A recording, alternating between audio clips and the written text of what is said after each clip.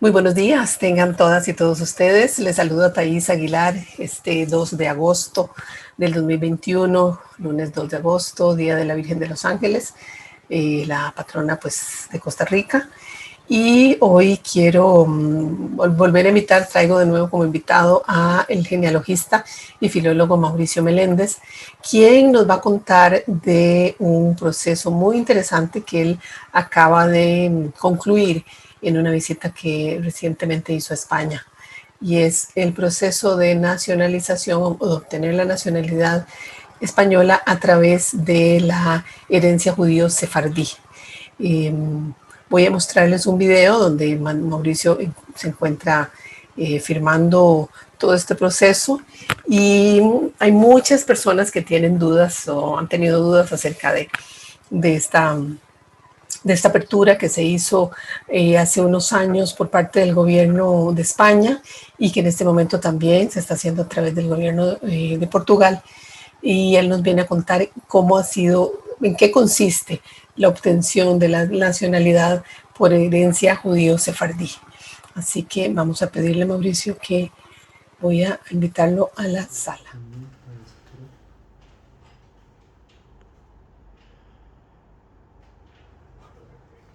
Muy bien. Bueno, Mau, bienvenido otra vez a Contravía, en Voces por Media Calle. Estaba contando pues todo el proceso que has hecho de firma de, bueno, tiene un nombre técnico, más o menos es la notoriedad. Una firma de notoriedad. Y entonces contar a nuestra audiencia en qué consiste esta firma de notoriedad y qué ha sido este proceso de obtención de nacionalización por herencia judío-sefardí. Correcto.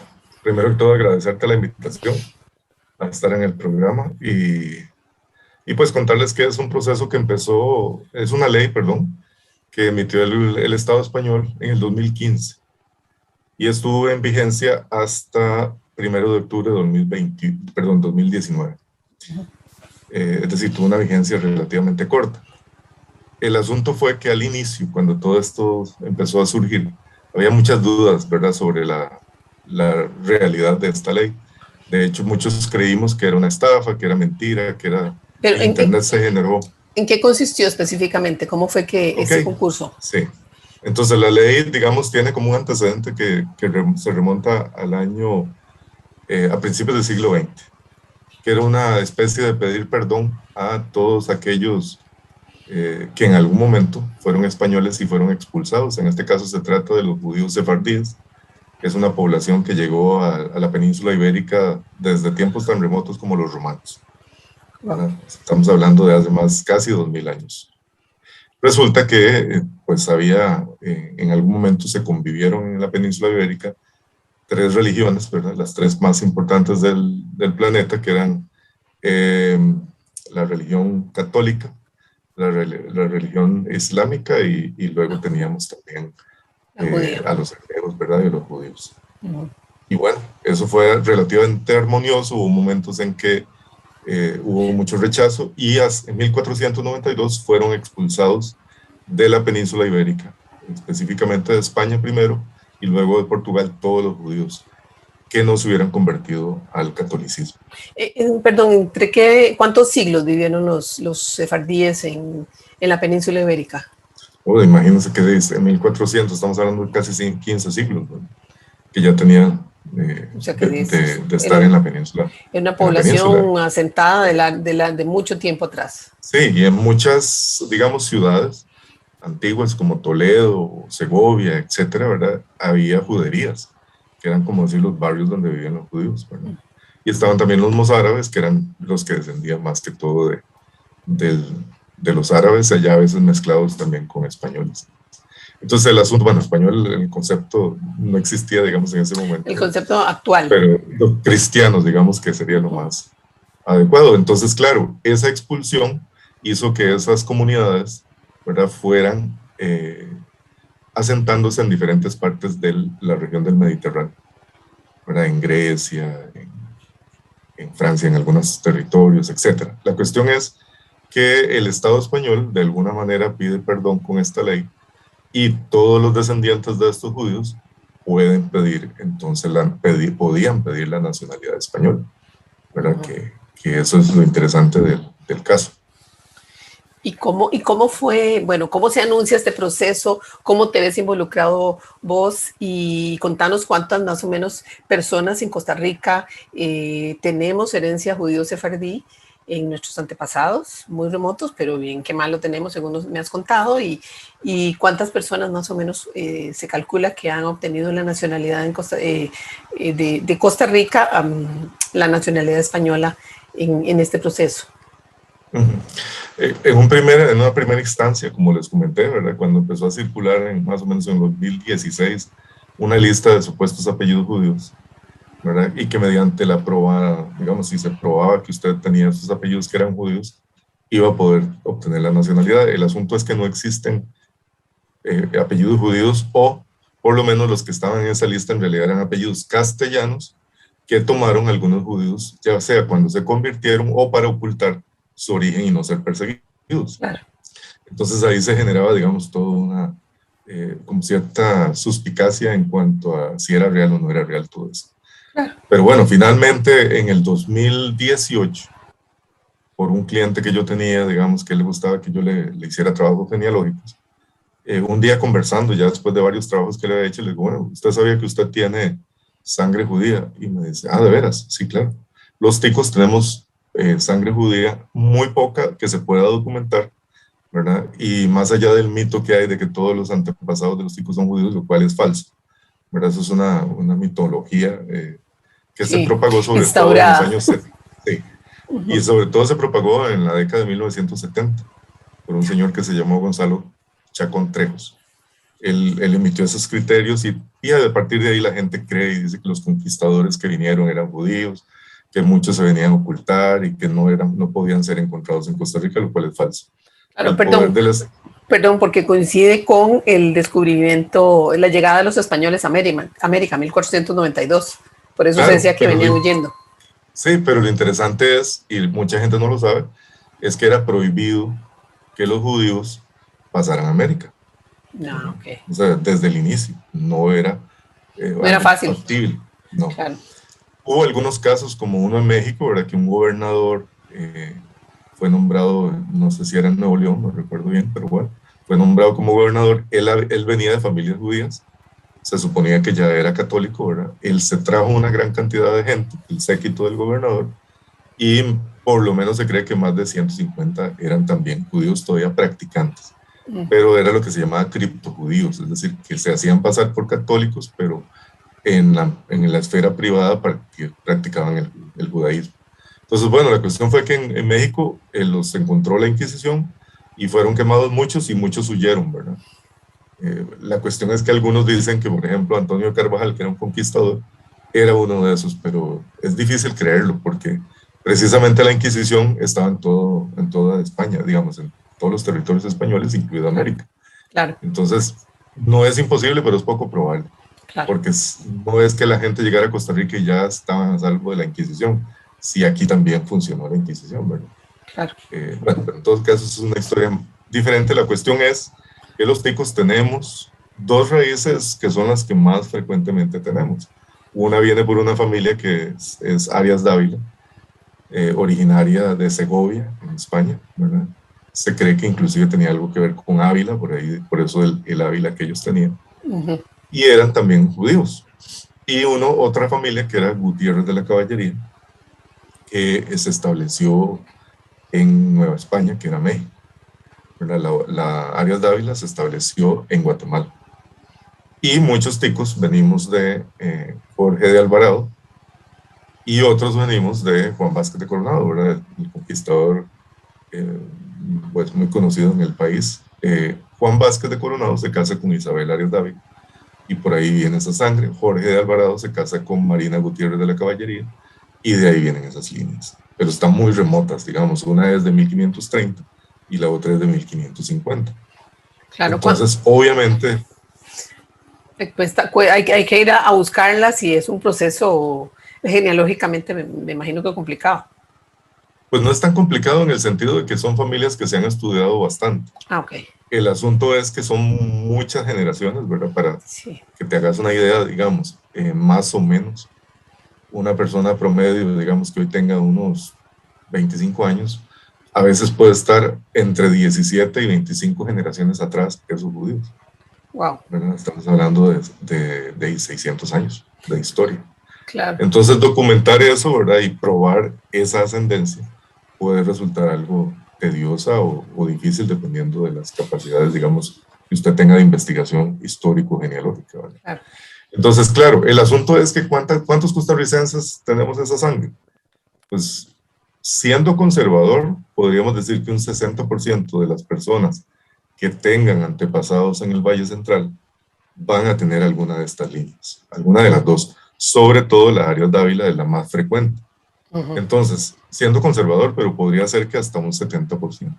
Wow. Entonces, imagínense que de 5 millones que somos, ¿verdad? Saque la cuenta. Entonces, bueno, del millón y algo que se calcula en el Valle Central, por ejemplo, 1,5 millones por ahí.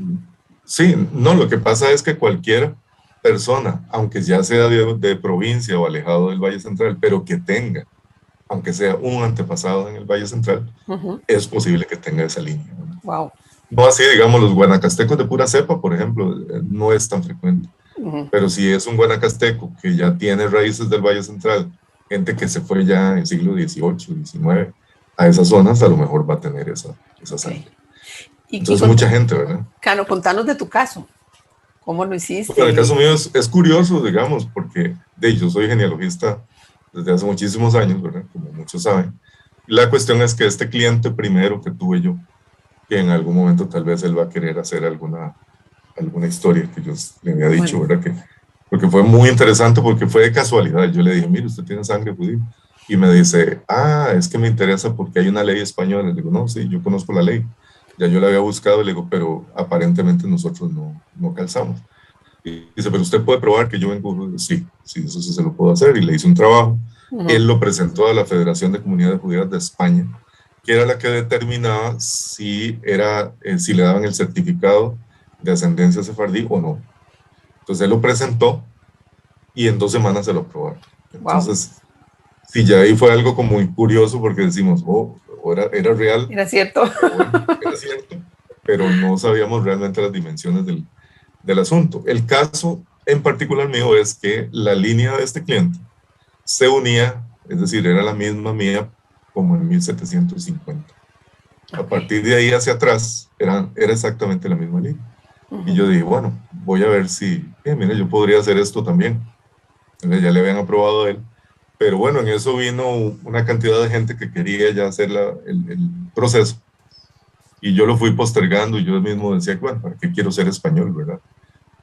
Me interesa, no me interesa, y empecé a valorar el asunto.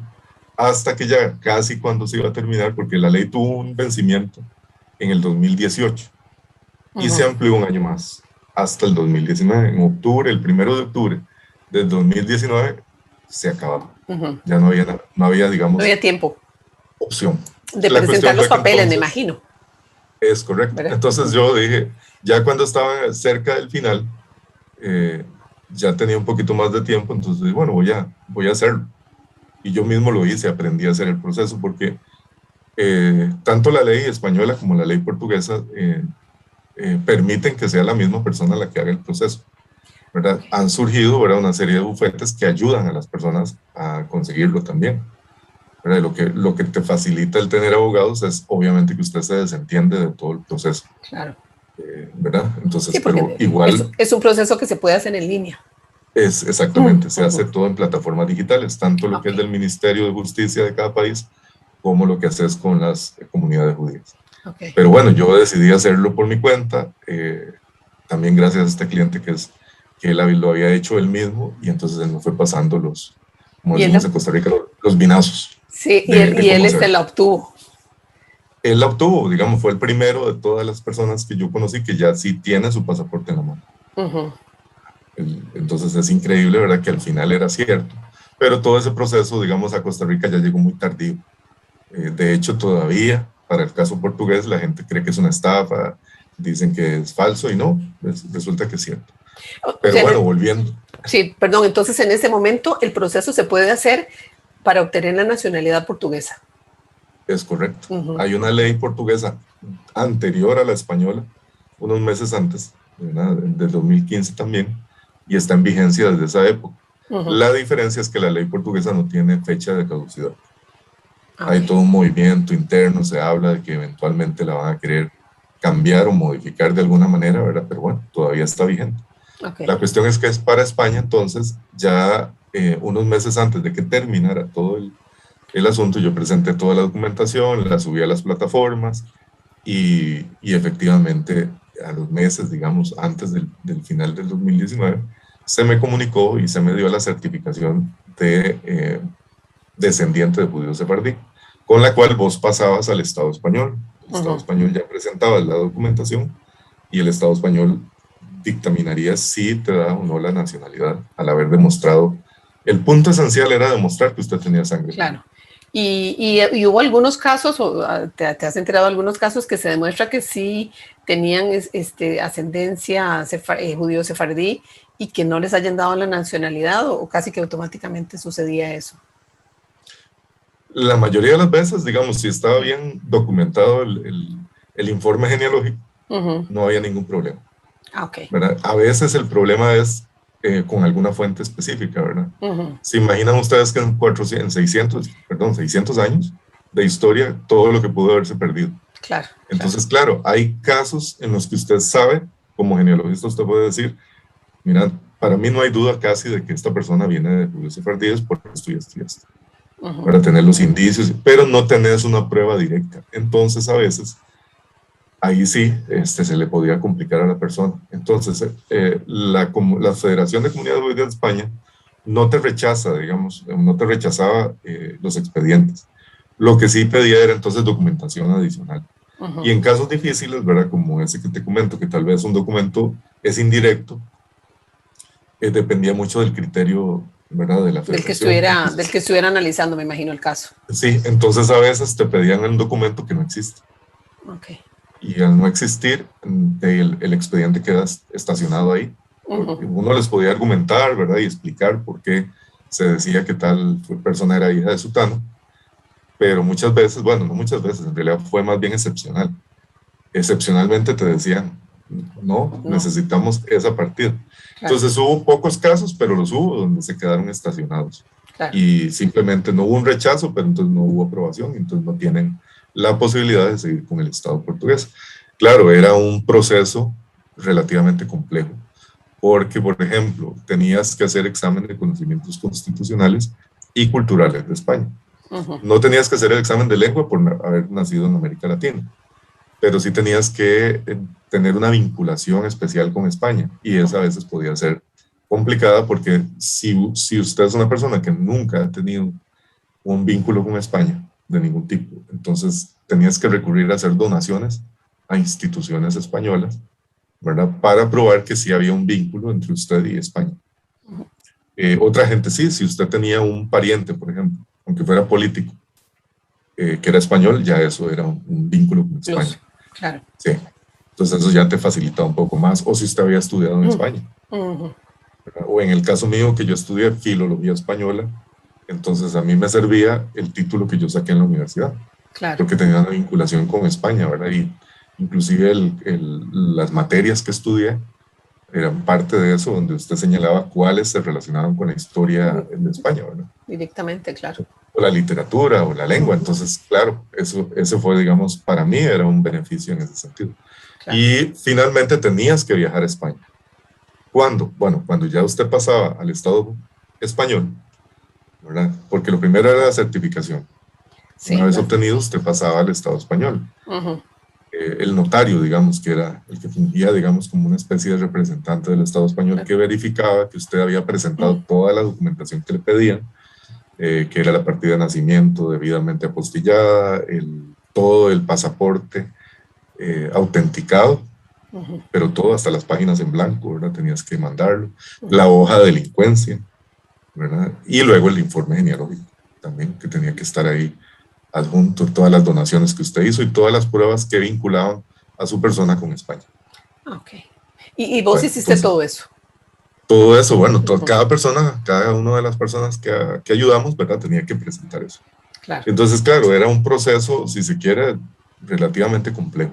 Aunque usted solito lo podía hacer, pero requería muchos pasos, estar muy atento de subir todo debidamente, y como era por plataformas electrónicas, aunque uno ya es de la generación que pasamos eso, ¿verdad? Que tuvimos que brincar a lo electrónico, la gente más grande que uno a veces le costaba. Sí, claro. Pero bueno, en todo caso, digamos, no fue tanta gente. Yo creo que más o menos fueron unas 140 personas, por lo menos que yo ayudé. Y sí hubo muchos otros, tal vez unos cientos, no sé cuántos exactamente, pero que venían de los judíos sefardíes que procedían del Caribe, que esos son muy recientes, digamos, llegaron a Costa Rica en el siglo XIX. ¿Cuáles familias? Sasso, Maduro, Lindo. Había una serie de familias que era más fácil porque su tradición, ¿verdad?, era definitivamente, digamos, rastreable. Claro. Entonces hubo un bufete, de hecho, de Costa Rica que se especializó en estos casos, y habría que preguntarles a ellos, ¿verdad? Pero sí deben haber sido cientos. Okay. Y los de ellos se resolvieron muy rápidamente. Ok. Entonces sí, hay un grupo importante de costarricenses que ahora tienen la nacionalidad española y un pasaporte y todo, correcto, aunque no vivan en España. Sí. Yo diría que no, tal vez es un grupo muy pequeño, pero sí, digamos, bueno, importante. Pudo haber sido mucho más, ¿verdad? Pudo haber sido mucho más, pero como te digo, nos dimos cuenta muy tarde. Sí. Por todas estas dudas que nos generaba todo el proceso, ¿verdad?, de España, pero sí fue real. Cuando pasabas al Estado español, ya tenías la certificación, todo listo, todo debidamente, y pagabas una tasa especial, ¿verdad? Entonces, bueno, ya lo que seguía es la firma del acta de notoriedad, que es casi ya cuando te están dando la nacionalidad. Lo único que resta es que hagas el juramento ante la bandera de España y el rey en tu embajada, en el país tuyo. Ah, ok. Entonces, pero para firmar había que ir a España. Claro, eso es lo que vemos en el video, donde vos estás firmando. El video firmando. fue la firma del acta de notoriedad de Madrid, ante el notario, ¿verdad? Sí. Ya ahí le llevas toda la documentación física, la tenés que llevar. Él la ve, te dice que se dejan ellos para presentar ante el Ministerio de Justicia. Y en buena teoría, en un año te dan el pasaporte. Ah, ok. Y ya para eso y jurar y demás, eso lo haces en la Embajada de España en Costa Rica, en San José. Ahora, en el caso, digamos, mío, ¿qué pasó? Yo estaba ya para firmar el acta para marzo del año pasado. Oh, sí, y ya ustedes, ¿verdad? No hay que explicar mucho. Sí, cayó la pandemia, todo se atrasó. Cuando ya tenía yo casi listo lo del pasaje, entonces se desató lo del COVID y ya no pude. Bueno, hasta este año, inclusive necesitamos ya un permiso de la embajada especial. Yo todavía no tenía las 2 vacunas. Entonces, pero sí tuve que hacerme la prueba de PCR. Pero tenía la invitación directa del notario que te decía, bueno, fulano de tal tiene que presentarse a esta oficina a firmar. Claro. Y la ley que les cuento es la ley 12-2015 el 24 de junio de 2015, que entonces te permitía, ¿verdad?, viajar a España a firmar. Entonces ya no tuve problema. De hecho, algunos de los clientes que también les pasó lo mismo, ¿verdad?, que se retrasó por todo lo del COVID, están firmando en estas fechas. Pero los primeros que lograron ir, que le digo, a finales del 2019 y principios del 2020, ya tienen pasaporte en mano, ya yo los he visto. Entonces era muy real el asunto. Claro. Y entonces ahora me contabas que también sigue el proceso con Portugal, pero me imagino que las condiciones son un poco diferentes. Sí, tiene sus ventajas y desventajas, ¿verdad? Portugal, la ley es también del 2015, no tiene fecha de caducidad y tiene ventajas en este sentido. Por ejemplo, no hay que saber portugués, no hay que hacer examen de conocimientos constitucionales y culturales de Portugal, no hay que viajar a Portugal y no hay que tener vinculación con Portugal. Solo eso te haces una idea, ¿verdad?, que es relativamente más fácil que el de España. Claro, claro.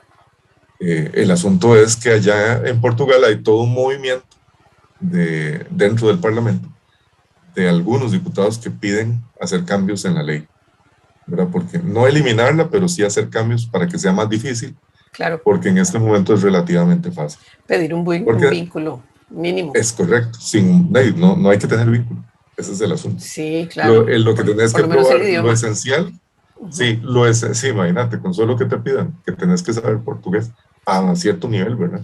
O sea, los que están interesados, vayan estudiando portugués mejor. Que vayan estudiando portugués. La cuestión es que el asunto con esta ley entonces es que es relativamente fácil, ¿verdad? Pero con todo eso que hay atrás podría ser que cambie en un futuro cercano.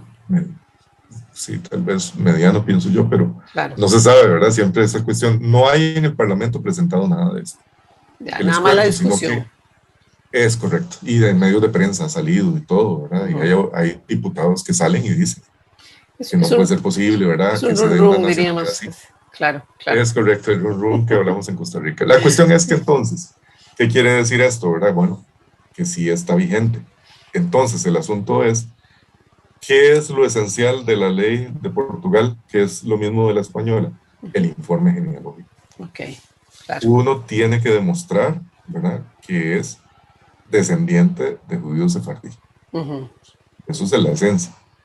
Si no lo puedes probar, digamos, hubo gente que le tocó que es descendiente de judíos sefardí, pero no hay forma. Ahí eso es ni siquiera con indicio ni nada. No hay forma de probarlo documentalmente. Entonces, si no puedes probarlo, no hay forma de hacerlo. Claro. Y es igual, ¿verdad? No, la ley portuguesa no dice que haya que contratar abogados, pero obviamente a alguna gente le puede facilitar y le va a parecer más cómodo, ¿verdad?, que otros le lleven el caso, ¿verdad? Claro. No hay un especialista en en leyes y demás, me imagino. Exactamente. Bueno, entonces, es una inversión. Pero digamos, yo siempre digo, bueno, eso es opcional, no es obligatorio, para que también la gente lo sepa y tome su decisión bien informado, ¿verdad? Claro. Pero sí es cierto que obviamente eso te puede facilitar porque, bueno, una persona que no tiene tiempo de estar averiguando cómo hacer un trámite, ¿verdad? Y tiene la capacidad para pagar, va a pagar un abogado y no hay ningún problema. Entonces, claro, Portugal es algo que empezó después de que terminó España, ¿verdad? Habiendo visto que sí fue real, que ya sabíamos también. Al principio lo de Portugal igual empezamos con todo pero ya digamos no tan negativo, pero sí con dudas, ¿verdad? De si alguien de América Latina podría hacer ese proceso para Portugal. Porque me imagino que habrá mucho brasileño que sí, que puede ser que lo esté pensando, bueno, porque no sé cómo está esa relación Brasil-Portugal, si es más fácil obtener una ciudadanía portuguesa siendo brasileño o brasileña. No, digamos que en Europa todos los países tienen una legislación específica sobre alguien descendiente de un natural de ese país. Entonces, claro. España creo que permite hasta bisnietos. Sí. Pero requiere una serie de documentos, una serie de probar, digamos, que ese antepasado no se nacionalizó. Si ese antepasado llegó a Costa Rica, por ejemplo, y se nacionalizó, ya no puedes. Lo mismo pasa para Italia. Si ese antepasado se nacionalizó, ya no puedes pedir la nacionalidad italiana. Ok, ya entiendo. Entonces, cada país tiene sus variantes. Claro. O, por ejemplo, Italia pide que usted aporte una partida de nacimiento del abuelo italiano o del tatarabuelo, ¿verdad? Lo que sea. Y eso a veces es bien complicado, porque la Segunda Guerra Mundial sobre todo, desapareció pueblos enteros y ciudades. Muchísimos documentos, claro. Entonces muchos documentos se perdieron. Entonces a veces igual no van a tener la forma de probar que esa persona nació en Italia. Aunque en un documento de Costa Rica diga que es italiano, ellos piden que sea con la partida de nacimiento. Entonces, claro, en cada país va a ser diferente. Entonces, esos están vigentes. Entonces, me imagino que Portugal, respecto de Brasil, tendrá una ley también, ¿verdad? Si vos probás que un abuelo tuyo era portugués. Pero el asunto es que estas son ancestrías muy, muy remotas. Claro. Claro. 600 años es mucho tiempo. Entonces, muchísimo ahí el asunto. Tiempo. O sea, han pasado entre 19 y 25 generaciones, nos contás. Pero bueno, aún así, pues por eso es interesante, llama mucho la atención. Claro. Y entonces ahora tenés también personas que te hayan contratado para hacer también ese estudio genealógico de ascendencia sefardí. Sí, claro. Es que al final ya digamos, al inicio esas dudas que te dije que existían. Sí. Si gente de América Latina podría seguir el proceso de Portugal. Claro. Y sí se puede. Claro. Pero no conoces. Sí, perdón.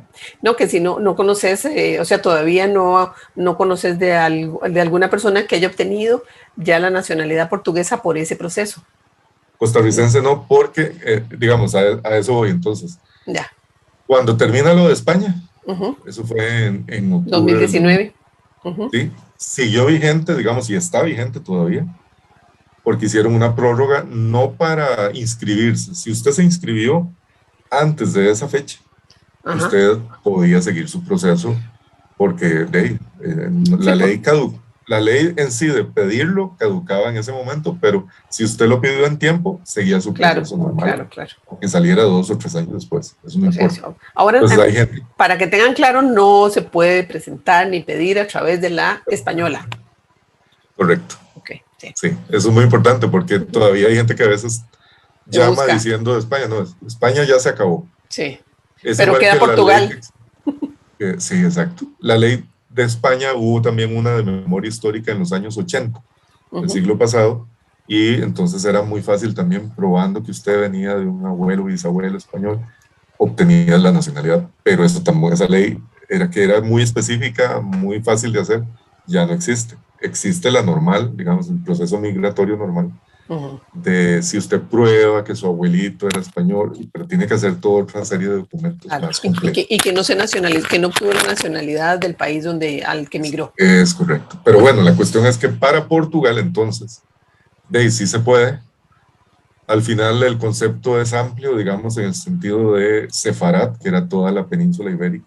Ujú. Entonces hay la posibilidad de que un costarricense lo pida. Entonces, la pregunta tuya es, ¿hay costarricenses que lo han obtenido? No, no que yo sepa, No pero sí, todavía. digamos, sí, el primer paso, que es igual el informe genealógico y obtener la certificación de ascendencia sefardí, sí ya la han obtenido varios costarricenses, Claro, a los que les hemos ayudado, ¿verdad? Porque eso sí igual se puede documentar, claro, claro. ¿verdad? Sí, ese es el Digamos, primer paso y el principal. el principal, porque Ujú. luego lo demás es como un trámite burocrático, Sí. porque lo que pide la ley es que usted haya sido declarado descendiente de judíos sefardí. Ujú. No tenés que ser necesariamente practicante del judaísmo en este momento. Claro, claro. Sí, Simplemente ese es ser. en el caso Ahora, Portugal.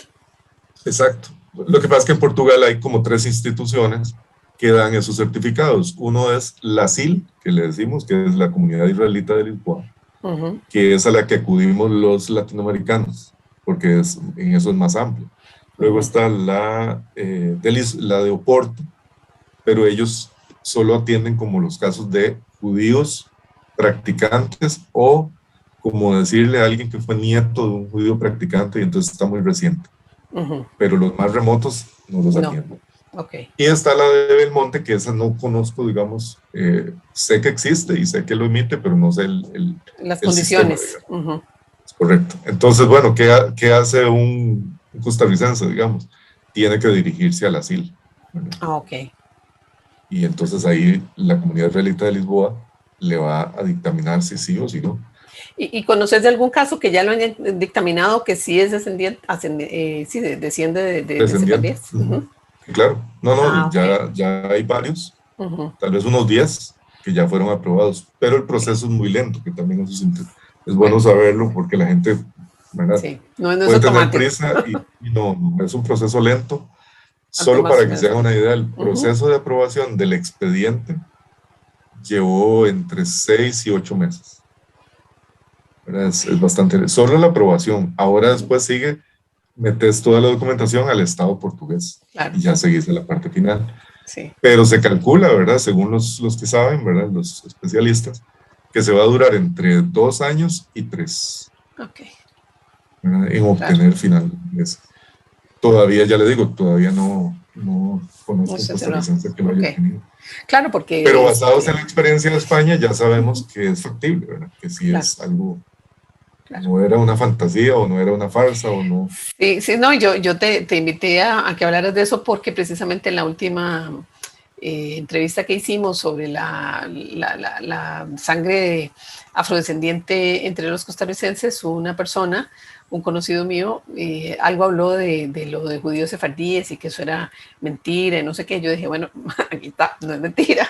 de hecho yo le No, contesté que no es mentira, así que este programa es de seguimiento a ese comentario, porque sí, claro, se dice mucho y demás, y es cierto, hay muchas cosas que son estafas, especialmente ahora claro. en época de redes sociales, pero esta en efecto no lo es. No, imagínate que inclusive ha habido colegas genealogistas que mandan videos diciendo, vean la estafa que hay En serio, ahora, y se refiere a eso, a la sí, nacionalidad portuguesa. Y yo les digo, no es una estafa. O sea, ya yo me informé, porque también eso era el asunto, ¿verdad? Con España fue que nos informamos ya muy tardíamente. claro. Y la ley era muy específica, entonces uno de ahí leyó y la ley decía una cosa y resultó ser que era un poco más amplio, ¿verdad? Claro, lo que pasa es que una se pone un poco incrédula por el hecho de ser algo tan de atrás, ¿verdad? Tan lejano, 1492. Pero bueno, sí, es que no estamos acostumbrados como a esas fechas tan remotas en el país, que es tan reciente, digamos, como república y como historia en algunos sentidos, o lo que hemos documentado o heredado. Pero sí, en efecto. Entonces, sí es posible obtener, digamos, seguir ese proceso a través de Portugal, y que bueno, que va a tomar su tiempo y demás, pero bueno, ahí está, y el que se quiera animar, pues lo haga. Yo creo que no se pierde nada. Claro, y digamos, de las ventajas que tiene respecto de España, ¿verdad? Es que es un poco menos, hay menos requisitos. Claro, El de España sí era, por el momento. y sí, sí, exacto. Y el de España, por ejemplo, además tenías que viajar a España a firmar. Claro, Ya solo eso implica un viaje, ¿verdad? una De lo inversión. que implica costos, etcétera, etcétera. Pero bueno, al final, digamos, mucha gente joven, sobre todo, que ya también han estudiado fuera o que tienen proyectado hacerlo, le ven una posibilidad Claro. práctica a esta nacionalidad Sí, portuguesa. y es que además recordemos que Portugal pertenece a la Unión Europea. O sea, si se obtiene un Es correcto. pasaporte de cualquier país de la Unión Europea, primero eso te permite circular por toda la Unión La Europea, zona, sí, por toda la a zona la Schengen. zona Schengen, obtener mucho más fácil entradas a otros terceros países fuera de Europa. En fin, es un pasaporte sin embargo, el pasaporte tico sigue siendo un muy buen pasaporte. Ah, Y sí, eso claro lo que he sí. comprobado yo muchísimas veces, ¿verdad? Que a veces nos quejamos mucho de eso y somos poco orgullosos de nuestra nacionalidad y nuestra historia republicana. Y la verdad es que sí, yo he viajado mucho por todo el mundo y nunca, o sea, no nos piden visas en muchísimos sitios, y si nos la piden, o sea, nos la dan con un gran placer, como me pasó hace muchos años en Suiza para entrar a Francia, que la chica se quedó hablando como 40 minutos conmigo porque había venido a pasear a Costa Rica, y que divino, y que no sé qué, y me dio un montón de folletos para ir a París, por aquí, por allá, en fin, fue muy Sí. divertido. Y así pasa, o sea, la gente que a veces te pide, y Costa Rica, o sea, Sí. playa, sol, ¿verdad? Creo Ese que tipo todos de los que cosas. hemos viajado alguna vez nos ha topado eso Sí, en la fila esa de migración y se quedan sí, hablando con uno que claro, estuvieron en Costa Rica, que estuvieron y en que es un Jacó, que estuvieron en paraíso. tal lado. Sí, sí. Sí. Entonces O eso ahora, es por muy ejemplo, importante. Uh-huh. ahora que Termina. venía en este viaje a Madrid, venía una muchacha de Israel, de ascendencia curiosamente sefardí. Uh-huh. Estuvimos hablando y me dijo, ¿usted de dónde es? Y le digo, de Costa Rica. Dice, uy, yo vengo de Costa Rica. Dice, qué país tan hermoso y las personas. Y dice, ustedes son, dice, tiene que ver con no tener ejército. Dice, ustedes son de corazón abierto. Dice, son personas como tranquilas, dice, abren su corazón y no tienen como problema. Me Sí. llamó la atención porque uno en Costa Rica, como decís vos, vemos las cosas diferentes, Sí, somos muy ¿verdad? Y pesimistas, ellos nos muy, perciben de otra muy forma. quejosos. Entonces, es Sí, correcto. y no, o sea, tenemos que cambiar ese ¿No? chip. Yo creo que Sí. dejarnos de ver para el ombligo y ver para más allá, porque no es así, para nada. Sí, hemos tenido, pues claro que somos un país con muchos proyectos inconclusos en el pleno Sí, bicentenario, ¿verdad? claro, Que lamentablemente dice uno, bueno, se dejaron de hacer cosas que se tenían que hacer y también lo permitimos nosotros, ¿verdad? claro, sí, Como sí. ciudadanos. Pero tenemos algunas ventajas y una de ellas es nuestra propia idiosincrasia y cómo nos diferenciamos en el mundo, ¿verdad? Claro. Entonces ahora mucha gente, con esto de los procesos de nacionalización, se da uno cuenta de la gran cantidad de costarricenses que están fuera de Costa Rica, y que están diciendo de Costa Rica cosas interesantes y importantes. Claro, claro, en efecto. Tienen buenos puestos y tienen trabajo y tienen... Son otra generación ya que dio el salto. Lo que tendríamos que hacer todos, claro, el problema es que dejemos vacío el país, entonces eso nos serviría. Y no nos estamos reproduciendo. Y ¿qué te iba a decir? Y como de alguna anécdota interesante de la gente de la que le hiciste la genealogía para obtener la nacionalidad española, que te acordes, que puedas además, porque eso también sé que es sin comprometerte, bueno, obviamente, ¿verdad? Claro, claro. No, y bueno, no puede uno decir, salvo que le haya pedido permiso a los clientes, ¿verdad? Claro. Pero uno muy interesante. Yo daba en ese momento clases de genealogía. Las daba en AGECO, aunque no es con AGECO, sino que yo las organizaba y daba las clases en AGECO, que ellos facilitan las instalaciones. Bueno, estaba dando un curso de genealogía y una de las alumnas, al puro final del curso, ¿verdad? Yo comenté algo sobre esto de la nacionalidad española. Porque también, si se quiere, también fue un proceso bastante silencioso. Sí. Yo no le di publicidad al principio porque tenía mis dudas, digo, era una inversión relativamente alta y si no salía, imagínese, ¿verdad? Que le sí, claro, queda uno mal. Aunque yo siempre le advierto a la gente, ¿verdad? Mire, yo no le garantizo que se lo aprueben, yo le puedo decir que ya vi que se lo aprobaron a alguien. Claro. Pero que se lo vayan a aprobar a ustedes, eso no depende de mí. Claro. Pero bueno, la cuestión fue que esta clienta, esta alumna, me dice, al final me dice, uy, Mauricio, yo hace tiempo estaba buscando eso, porque lo quiero para mis hijas y mis nietas, y nietos. Entonces le digo, perfecto, yo te puedo ayudar. Entonces ese núcleo familiar era algo así como 7 personas. Y eso fue creciendo, porque entonces ella le dijo a las hermanas, a las primas, cuando al final solo esta familia eran 25 personas. ¡Wow! Que hicieron el proceso y a todos ya... ¿Y todo le pasaron?